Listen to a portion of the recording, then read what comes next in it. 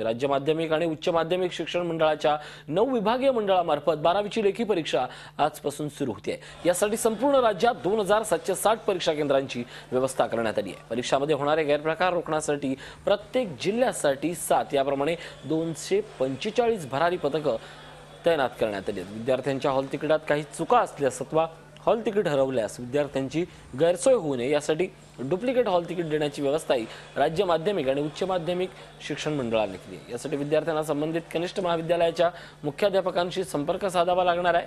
ज्या विद्यार्थ्याला एक्झाम सेंटरला पोहोचण्यास वेळ होत असल्यास त्याला जवळील एक्झाम सेंटरवर आपली परीक्षा देता येणार आहे। मात्र यासाठी विद्यार्थ्यांना केंद्र संचालकाशी संपर्क साधावा लागणार आहे। दरम्यान होणाऱ्या कोणत्याही गैरसोयीसाठी मंडळाने विद्यार्थ्यांच्या सोयीसाठी हेल्पलाईन नंबर जाहीर केले आहेत।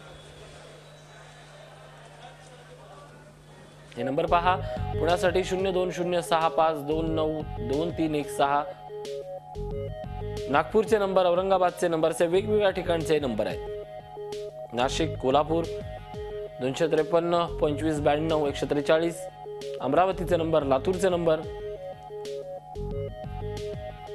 आणि कोकणाचे नंबर 023 52 22 84 80।